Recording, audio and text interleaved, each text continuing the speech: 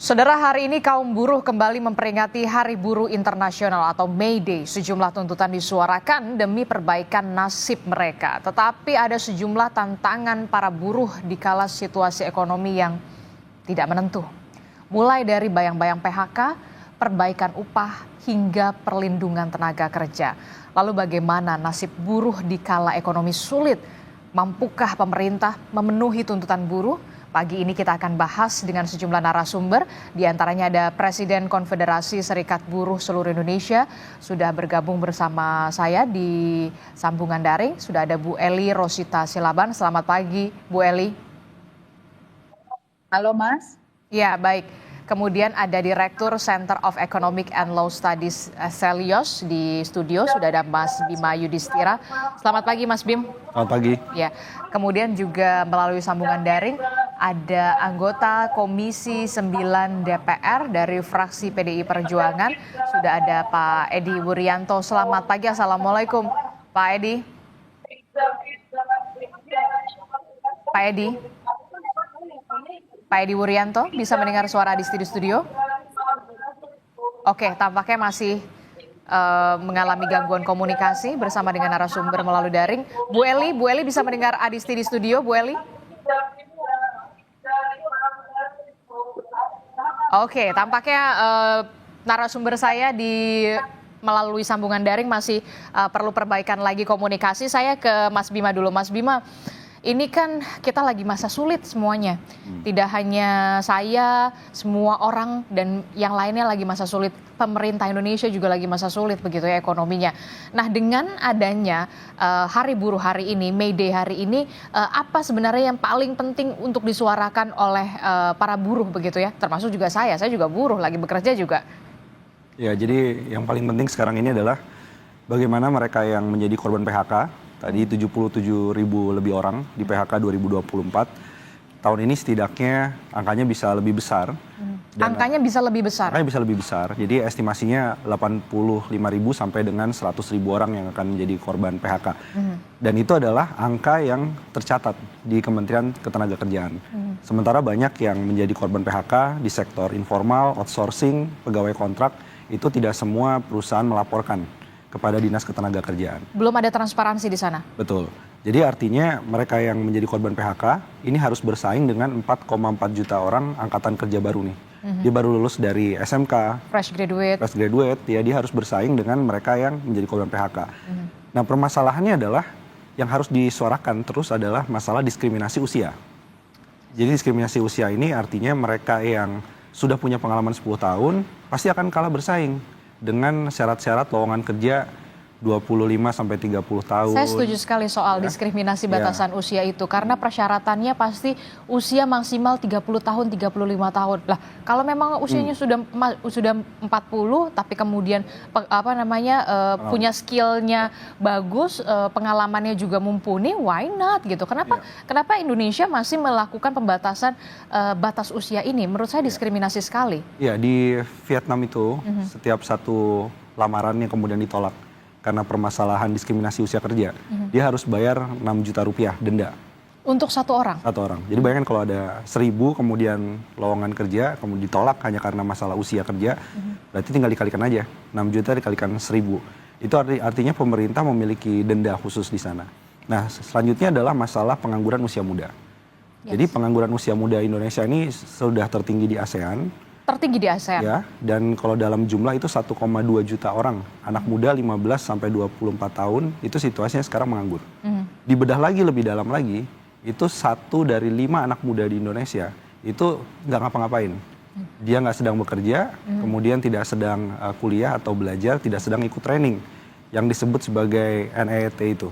Jadi artinya masalah usia muda ini juga harus dipikirkan. Selain itu baru kita bicara soal masalah upah. Jadi upah itu memang ada kenaikan tiap tahun, tapi begitu didiskon dengan inflasi, berarti dikurangi biaya-biaya hidup yang naik ya, itu upah real itu ternyata saat ini masih lebih rendah daripada sebelum pandemi COVID-19. Yang ini membuat daya beli masyarakat rendah, akhirnya nanti spiral efeknya adalah kendaraan bermotor itu turun penjualannya, retail, perlengkapan rumah tangga juga turun, properti juga turun. Jadi salah satu masalahnya adalah pada upah real yang terlalu rendah. Dia akan membuat pertumbuhan ekonomi juga akan menjadi terganggu. Oke, tapi ketika penjelasan Anda, Mas Bim, yang kemudian jadi pertanyaan adalah kemudian apakah isu tuntutan buruh ini masih relevan? Jangan dijawab dulu, saya mau ke Bu Eli dulu. Bu Eli, bisa mendengar suara Ya, Mbak. di studio? Bisa, Mbak, bisa. Oke, Bu Eli, ini dari kaum buruh begitu untuk hari ini May Day begitu, selamat Hari Buruh untuk kita semua pastinya. Tapi yang pertama saya ingin tanyakan dulu, apa sebenarnya tuntutan utama daripada kaum buruh di Hari Buruh Internasional hari ini? Ya, terima kasih Mbak. Selamat pagi. Mohon maaf tadi memang agak susah ya sinyalnya. Kebetulan tuntutan kita masih banyak yang sama dengan tahun lalu, yaitu pertama sekarang adalah keberlanjutan keputusan Mahkamah Konstitusi tentang Undang-Undang Ketenagakerjaan yang memang adaptif dengan pekerja sekarang dan pekerja masa depan. Lalu kemudian jaminan sosial yang mencakup keseluruhan tanpa diskriminasi, baik itu migran, informal, formal, dan pekerja digital platform. Yang ketiga itu adalah stop outsourcing, dan keempat kita menyoroti maraknya PHK yang saat ini terjadi, dan kami memohon pemerintah juga melibatkan kita untuk mencari jalan keluar supaya semuanya bisa tertib dan nyaman dan tidak merugikan satu sama lain, dibicarakan dengan terbuka. Lalu kemudian kami menghormati dan mengapresiasi statement Pak Prabowo yang mengatakan pembentukan Satgas PHK. Ini nanti bukan hanya membicarakan soal PHK, tapi juga soal data analisis dan lainnya tentang ketenagakerjaan, karena memang melibatkan berbagai pihak. Dan saat ini memang kita sedang berada di kawasan Monas karena nanti akan dihadiri oleh Bapak Presiden Prabowo dan dihadiri hampir 200.000 buruh yang akan ada. Makanya saya ada di sini saat ini, dan terima kasih Mbak sudah mengundang KSBSI untuk memberikan penjelasan saat ini. Tapi memang kami tidak bisa lagi menuntut sendiri, tapi kami mengambil role karena kami ingin bekerja sama dan berkolaborasi dengan pemerintah dan pebisnis supaya nanti serikat buruh itu bisa menawarkan apa yang memang bisa dibantu atau disepakati dalam kolaborasi kita bersama-sama untuk menuju kesejahteraan buruh dan juga menghindari hal-hal yang tidak diinginkan, karena seperti yang dikatakan Mas Bima tadi bahwa memang perhitungan serikat buruh sudah lebih di angka 100.000 yang ter-PHK sejak tahun lalu sampai saat ini, dan kemungkinan kebijakan tarif yang dilakukan oleh Donald Trump itu juga akan mengancam, walaupun saat ini masih menunggu kita selama 90 hari, tapi itu juga sudah akan mengancam serikat para buruh atau pekerja, terutama mereka yang bekerja di padat karya atau di industri manufaktur seperti itu, Mbak. Oke, tapi kemudian begini, kita tahu Indonesia lagi masa sulit begitu dengan adanya tuntutan-tuntutan dari para buruh di Hari Buruh Internasional ini. Apakah kemudian tidak khawatir begitu, karena kita sudah tahu gelombang PHK ini sudah di depan mata dan sudah terjadi? Ya, kita tuntutannya tidak soal menaikkan upah ya, jadi kita menawarkan diri sebagai mitra yang produktif untuk pebisnis dan pemerintah, bagaimana kita menghadapi yang sekarang ini terjadi. Jadi kita memang berharap dari serikat buruh atau serikat pekerja stop PHK massal, tapi karena memang ada beberapa indikasi yang ke sana dan memang tidak bisa dielakkan, mari kita bicarakan bersama-sama dan mencari solusi bersama-sama. Untuk itulah makanya kami berterima kasih kepada pemerintah saat ini yang memang bersedia duduk bersama-sama dengan kita dalam menyuarakan aspirasi buruh tepat pada tanggal 1 Mei ini. Jadi tolong jangan dilihat kami bahwa hari ini kami bukan hanya menuntut, tapi bagaimana kami juga mengambil peran untuk ketenagakerjaan dan juga untuk kemasyarakatan, karena saat ini tidak perlu kita menuntut sendiri, tapi memang harus bisa bekerja sama dengan para pemangku kepentingan seperti itu, Mbak. Oke, baik. Pak Edi, bisa mendengar suara Adisti di studio, Pak Edi? Selamat pagi, Adisti. Oke, Pak Edi, ini setelah melihat penjelasan dari Bu Eli dan juga teman-teman, ada beberapa hal yang kemudian diharapkan bisa terwujud soal upah, kemudian penghapusan outsourcing, dan juga stop PHK massal. Nah, kalau dari sikap Komisi 9 sendiri terkait dengan aksi buruh hari ini seperti apa, Pak Edi? Pertama, saya ingin mengucapkan May Day ya bagi teman-teman seluruh pekerja di Indonesia. Yang kedua, tentu semua yang kita bahas hari ini sudah banyak direspon oleh Komisi 9 dan mitra terkait. Nah, pertama soal outsourcing ya, dan ini Outsourcing ini kan perjalanannya panjang kan, sudah beberapa kali masuk MK dan putusan MK-nya sudah jelas, maka pemerintah peraturan pemerintah 35/2021 ini harus segera direvisi. Kalau tidak, apapun yang disampaikan oleh teman-teman buruh soal outsourcing ini nggak akan selesai. Oke, berarti Anda Kan juga sepakat kalau, untuk merevisi ya? Oh ya, pasti itu harus dong. Karena kalau tidak jaminan buruh nggak ada. Yang kedua soal PHK, ya memang yang disampaikan Mbak Eli benar. Maka Satgas PHK menjadi penting untuk mengawal seluruh teman-teman yang terkena PHK. Kan pemerintah mengalami keterbatasan di dalam pengawasan pekerja. Jadi pengawasan pekerja di daerah itu sangat terbatas, sehingga tidak mungkin bisa menyelesaikan seluruh kasus PHK yang ada di daerah. Maka Satgas PHK menjadi penting. Saya dukung untuk pemerintah terkait dengan itu. Nah, kemudian tentang perbaikan undang-undang, Komisi 9 sudah membentuk panja RUU Undang-Undang Ketenagakerjaan di rapat hari ini. Maka pada periode berikutnya, seluruh persoalan ketenagakerjaan ini akan diakomodasi dalam RUU Ketenagakerjaan ini sebagai bentuk putusan dari Mahkamah Konstitusi. Oke, poin-poin krusial apa yang kemudian didorong untuk direvisi dalam undang-undang tersebut untuk dari teman-teman Komisi 9? Ya tentu soal seluruh hak-hak pekerja ya yang diatur di dalam ILO itu harus masuk di dalam RUU Ketenagakerjaan. Kemudian soal jaminan sosial yang tadi disampaikan oleh Mbak Eli itu juga merupakan bagian penting. Lalu status ketenagakerjaan yang outsourcing tadi itu menjadi bagian penting yang hari ini dituntut. Maka tentu Komisi 9 ke depan akan terus berkolaborasi dengan seluruh stakeholder untuk merumuskan draft naskah RUU ini yang sekarang sedang menjadi concern Komisi 9. Maka Mbak Eli dan seluruh elemen serikat pekerja, serikat buruh akan kami undang untuk kemudian berdiskusi merumuskan yang terbaik agar dari sisi pengusaha dan dari sisi pekerja ini ada titik tengah yang semuanya mensejahterakan masyarakat. Oke, saya ke Mas Bima lagi ya. Mas Bima, kalau tadi mendengarkan paparan dari Pak Edi Wuryanto, kemudian Mbak Eli, jadi sebenarnya dengan fakta yang ada di lapangan, masa-masa sulit yang saat ini dialami kita semua Indonesia begitu ya, masih relevan tidak apa yang disuarakan buruh hari ini bisa terwujud atau seperti apa nanti ke depannya? Atau mungkin tadi kata Pak Edi, memang harus ada revisi kok undang-undang ini begitu untuk yang mengatur ketenagakerjaan? Ya, hampir semua tuntutan dari teman-teman pekerja itu sangat relevan. Ya, mulai dari masalah pendataan tadi disebutkan juga. Karena fungsi dari Satgas PHK, kemudian revisi Undang-Undang Ketenagakerjaan ini harapannya semua korban PHK itu by name by address itu tercatat. By name by address harus Sekarang tercatat? Sekarang itu nggak ada belum catatan itu. Oke. Artinya yang masuk dalam catatan itu biasanya adalah pekerja di formal. Jadi pekerja-pekerja informal outsourcing yang sebenarnya porsi outsourcing ini kan besar sekali. Jadi perusahaan makin dia melakukan efisiensi, biasanya yang akan direkrut lagi itu adalah pekerja-pekerja outsourcing. Jadi jumlahnya cukup besar dan ini kemudian ketika menjadi korban PHK dia nggak masuk dalam pencatatan.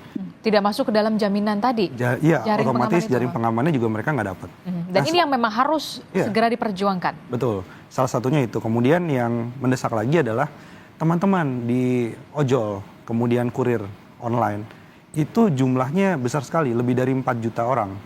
Dan mereka setidaknya begini, jalan tengahnya harus dicari dalam Undang-Undang Ketenagakerjaan yang baru adalah oke, mereka adalah pekerja gig ekonomi, pekerja yang disebut kemudian fleksibel, tapi jaring pengaman sosialnya, kemudian jam kerjanya, kemudian soal masalah setara dengan upah lah atau pendapatannya, itu lebih manusiawi.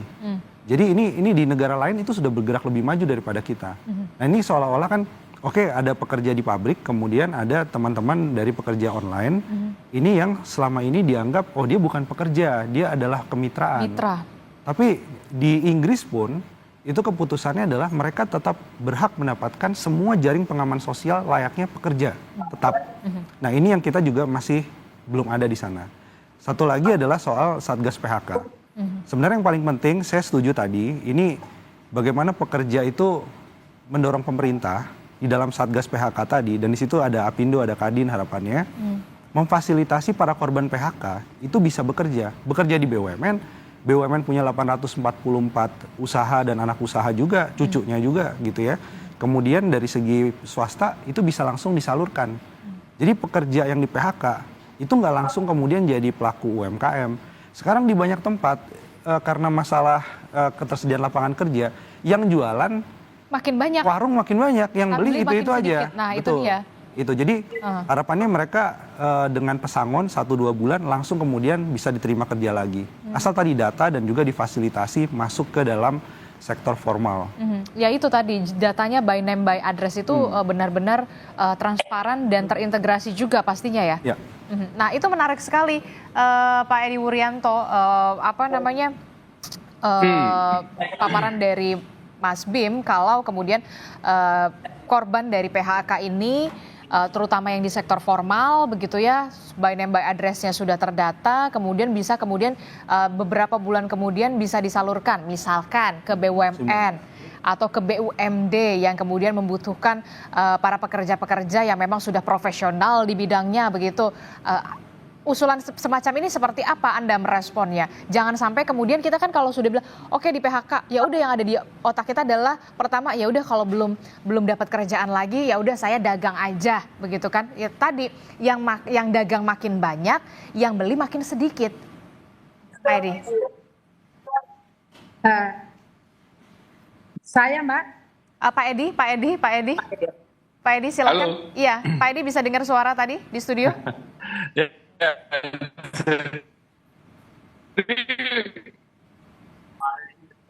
Pak Edi Wuryanto sinyalnya. Betul. Oke, tampaknya sinyalnya kita masih bermasalah naik turun. Ya, halo. Ya. Ya, silakan Pak Edi, silakan. Silakan Pak Edi. Oke, baik. Bu Eli, bagaimana Anda merespon paparan yang tadi disebutkan? Ya, halo. Jelas? Ya, silakan Pak Edi. Bisa mendengar suara? Ya, halo. Iya, silakan Mbak Pak Edi. Adisti. Iya, silakan. Ya, jadi urusan PHK ini memang menjadi fokus utama perlindungan bagi teman-teman yang pekerja PHK ini menjadi penting. Pertama ya, soal kasus-kasus yang terjadi selama ini kan selain data yang nggak begitu jelas yang disampaikan oleh semua tadi, kompensasi PHK itu nggak berjalan dengan baik. Lalu yang kedua, jaminan sosial, jaminan hari tua, JHT itu banyak nggak diperhatikan itu. Lalu kemudian juga urusan-urusan jaminan kehilangan pekerjaan, kemudian jaminan sosial tentang kesehatan itu nggak diberlakukan dengan baik itu. Bahkan hak-hak mereka sampai saat ini masih belum selesai itu. Kasus Ritek misalnya lah, yang kemarin sempat viral itu ya. Itu kan akhirnya yang menjadi korban itu pekerja. Ritek yang sudah menjadi perhatian publik saja sampai saat ini itu belum selesai. Apalagi kasus-kasus yang lain. Bahkan di kasus 2015, 2017 kasus pekerja Pertamina Cepu, kasus pekerja yang ada di asuransi yang milik Jerman itu tuh sampai sekarang belum selesai juga itu. Karena saya sependapat tadi bahwa banyaknya PHK ke depan, kalau itu hanya mengandalkan tim pengawas dari Kemenaker itu nggak akan rampung. Nah, Presiden mengambil langkah Satgas PHK ini diharapkan dapat mendampingi seluruh pekerja yang mengalami PHK ke depan dari sisi hulu sampai hilir persoalan PHK ini bisa selesai.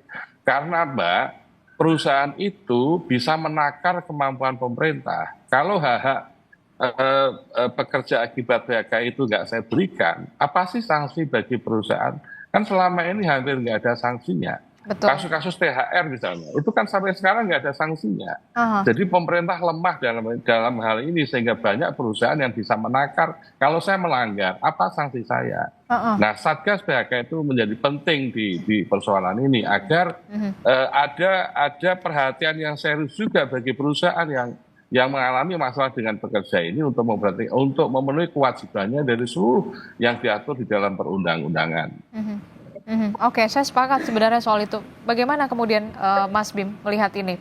Eh, Tidak memberikan haknya misalkan begitu di beberapa perusahaan yang mungkin nakal dalam tanda kutip begitu. Sebenarnya belum ada sanksi yang tegas soal ini. Ya seharusnya sebenarnya semua sanksi itu udah diatur. Tapi problemnya begini, contohnya di banyak kasus ya, itu penyelesaiannya biasanya tidak dilakukan secara perselisihan hubungan industrial atau PHI, sehingga banyak permasalahan tidak selesai. Kemudian yang kedua, bagaimana buruh mau menuntut hak-haknya pesangon dan lain-lain, kalau masih di banyak tempat itu terjadi union busting. Jadi membuat serikat itu masih dipersulit, itu banyak sekali kejadian. Kemudian yang berikutnya lagi adalah masalah soal hak-hak pekerja ini, ada yang kasus dia sudah menyetorkan iurannya, jadi gajinya itu sudah dipotong otomatis untuk BPJS misalnya, ketenaga kerjaan, tapi begitu dimasukkan ke dalam perusahaan, si pengusaha tadi tidak menyetorkan BPJS-nya. Itu juga masih banyak sekali. Dan satu lagi sebenarnya di kepolisian itu ada sebenarnya direktorat khusus untuk penanganan masalah perburuhan. Ini kita harapkan masalah-masalah yang ada di daerah-daerah ini itu bisa diperbantukan sebenarnya kepolisian itu untuk bisa memberikan sanksi kepada pelaku usaha yang tidak memenuhi semua hak-hak dari para pekerja. Memang paling penting memang dibayar dulu semua haknya. Tapi setelah dia dapat pesangon lalu apa? What's next? Nah itu juga menjadi salah satu PR besar dari pemerintah khususnya di Satgas PHK ini. Tapi sekali lagi kan Satgas PHK dia wajib membayarkan hak pekerja, kemudian menyalurkan ke tempat pekerjaan lainnya. Tapi preventifnya ini juga nggak kalah penting. Nah preventif ini adalah mencegah PHK itu. Sehingga tugas Satgas PHK nggak terlalu banyak sebenarnya begitu. Nah upaya preventif ini yang kita belum lihat. Jadi belum ada paket kebijakan. Kalau tadi Mbak Eli menyebutkan soal efek perang dagang, kita estimasi itu 1,2 juta orang akan kehilangan pekerjaan tahun ini. 1,2 juta? Iya, karena masalah soal perang tarif ini efeknya akan sangat luas. Oke. Dan ini artinya preventifnya apa? Kemudian industri-industri existing. Oke, kita menarik investasi baru. Tapi yang namanya investasi baru itu butuh waktu. Betul. Bikin pabrik, pembebasan lahan dan lain-lain itu bisa sampai 5-10 tahun baru beroperasi. Belum lagi nanti menghadapi dugaan-dugaan pungli, palak dugaan itu yang harus dihadapi begitu kenyataannya. Dan ini harus ada, negara harus hadir di sini. Iya, tapi artinya preventif untuk mencegah industri existing di padat karya, tekstil, pakaian jadi, alas kaki, furnitur misalnya, itu agar tidak terjadi efisiensi besar-besaran yang mengarah pada PHK, ini juga harus diselamatkan. Makanya kita dorong, ini paket komplit aja. Satgas PHK itu salah satu aja. Tapi paket komplit untuk preventifnya apa? Pengalihan semua insentif-insentif perpajakan yang selama ini di sektor padat modal, bukan padat karya, itu alihkan untuk membantu pengusaha-pengusaha di padat karya ini. Kemudian ada diskon tarif listrik. Bukan cuma untuk rumah tangga, kemarin kan 2 bulan ya 50%. Tapi banyak sekali perusahaan-perusahaan sekarang harus bergelit dengan masalah utilitas. Jadi biaya air, biaya listriknya harus dibantu pemerintah. Kemudian apalagi fasilitas yang lain adalah dicarikan pasar alternatifnya. Jadi upaya preventif untuk mencegah terjadinya penurunan industri di padat karya, ini yang harus dalam satu paket kebijakan. Nah sampai sekarang itu belum ada. Harapannya sih teman-teman buruh ya, itu melihat ini dan menjadikan sebuah dorongan juga. Karena sekali lagi yang belum ada sampai hari ini terlihat adalah upaya preventifnya. Upaya preventifnya. Bukan hanya sekedar upaya remedi tadi dalam Satgas PHK. Oke, itu upaya preventifnya harus bisa difikirkan seperti apa. Jangan sampai kemudian setelah terjadi baru bingung mau berbuat apa begitu ya. Nanti kita akan jeda dulu sejenak, tetaplah bersama kami di Sapa Indonesia Pagi, kami akan segera kembali.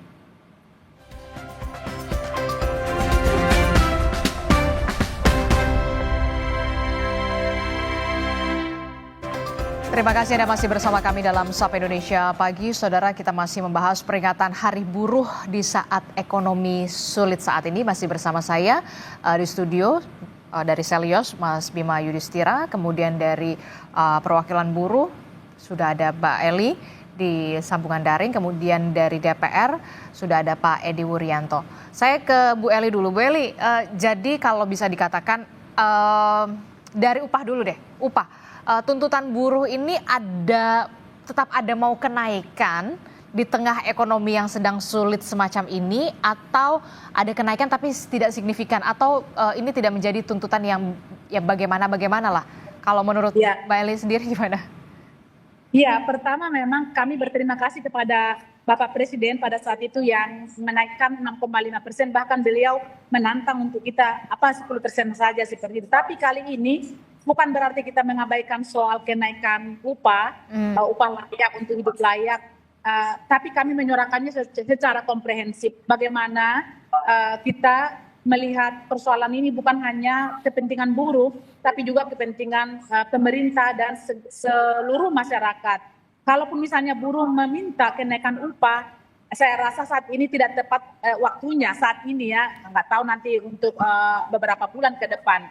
Kami hanya menawarkan diri bahwa kebutuhan Satgas yang sudah disetujui Bapak Presiden adalah memang setuju saya adalah upaya satu pencegahan daripada kita membicarakannya setelah terjadi semua dan agak susah mengembalikannya. Lalu kedua, undang-undang tadi Mbak saya ulangi lagi bahwa dia adalah undang-undang yang adaptif untuk bisa mengakomodir segala bentuk pekerjaan. Apakah itu informal, formal, dan juga soal BPJS. Itu harus ada reformasi jaminan sosial untuk bagaimana mereka-mereka yang tidak terhitung seperti Gojek online misalnya ada di angka 6 juta.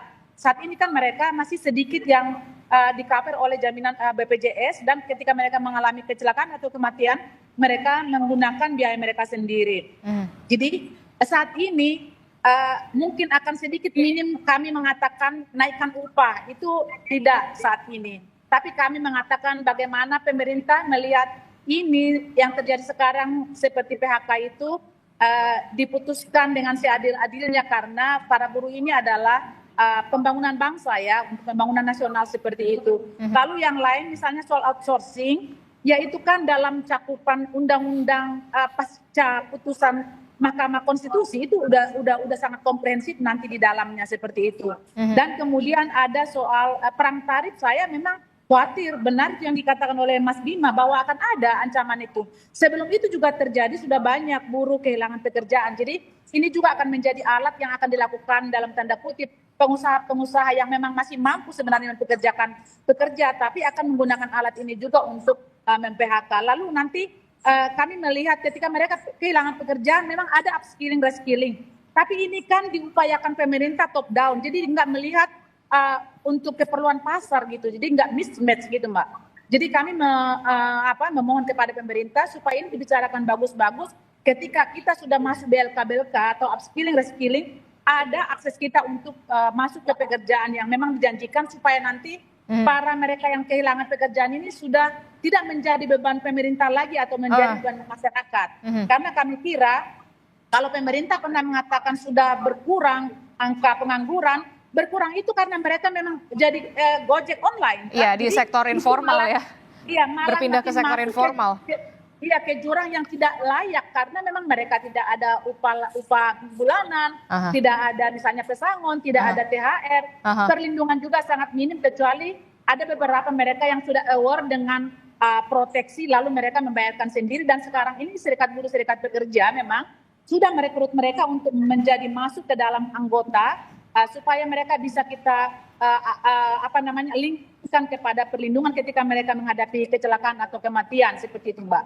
Jadi ini memang tidak boleh lagi Serikat Buruh juga, kami tidak akan kaku-kaku seperti dulu menuntut tanpa ada yang kami tawarkan solusi gitu. Tapi kali ini kami bisa menjamin bahwa Serikat Buruh Serikat Pekerja adalah mitra yang memang pas didudukkan dalam satu tempat yang sama, itu memberikan masukan dan pandangan dan juga mengambil peran, Mbak. Oke, baik. Saya terakhir ke Pak Edi. Pak Edi, dari DPR perpanjangan tangan rakyat begitu di DPR, khususnya di komisi Anda, apa yang bisa dan concern sekali untuk didorong DPR supaya buruh-buruh kita juga bisa lebih bisa hidup layak, kemudian untuk para pekerja-pekerja yang kemudian sudah di PHK juga bisa mendapatkan jaring pengaman, sektor informalnya juga, buruh-buruhnya juga bisa lebih diperhatikan lagi. Silakan Pak Edi.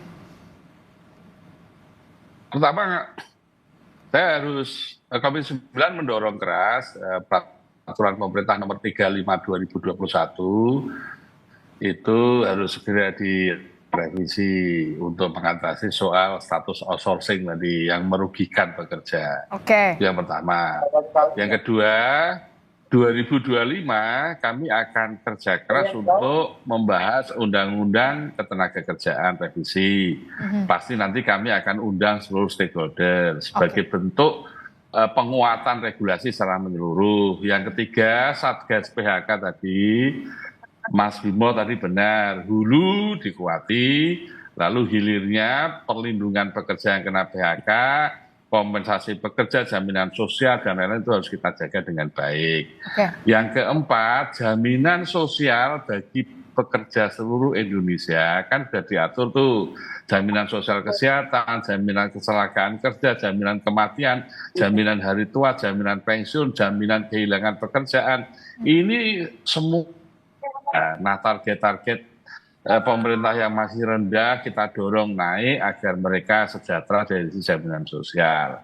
Bahkan termasuk kami dorong RUU perlindungan pekerja rumah tangga yang juga menjadi isu penting yang sudah lama sekali ini perjuangan teman-teman belum mendapat payung hukum. Nah, ini beberapa hal yang menjadi concern Komisi 9 ke depan. Mudah-mudahan di 2025 ini bisa kami selesaikan fokus pada ketenagakerjaan ini. Untuk mensupport May Day hari ini karena sudah 60 tahun teman-teman pekerja berjuang untuk kesejahteraan mereka. Oke, kita titipkan suara-suara dari buruh ini, aspirasi dari buruh ini bisa tersampaikan lewat undang-undang itu, aturan yang lebih baik dari teman-teman di DPR, Pak Edi dan juga rekan-rekan ya. Pak Edi. Pasti, ya. Oke. Mbak Eli sering itu komunikasi dengan kita itu, Mbak Eli. Itu. Oh iya Mas, ya semuanya itu. Oke. Terakhir Mas Bim, 3 poin utama di Hari Buruh Internasional yang perlu segera ada perbaikan. Jaminan mendapatkan pekerjaan yang layak. Jaminan mendapatkan pekerjaan yang layak. Upah real yang lebih baik, bukan hanya sekedar upah nominal yang naik, tapi realnya juga naik. Yang ketiga, itu adalah jaring pengaman sosial. Oke, baik, terima kasih Mas Bima Yudhistira dari Selyos, kemudian ada Pak Edi Wuryanto dari DPR, kemudian ada Mbak Eli dari perwakilan buruh. Terima kasih Bapak dan juga Ibu. Assalamualaikum, selamat pagi, selamat Hari Buruh. Selamat Hari Buruh.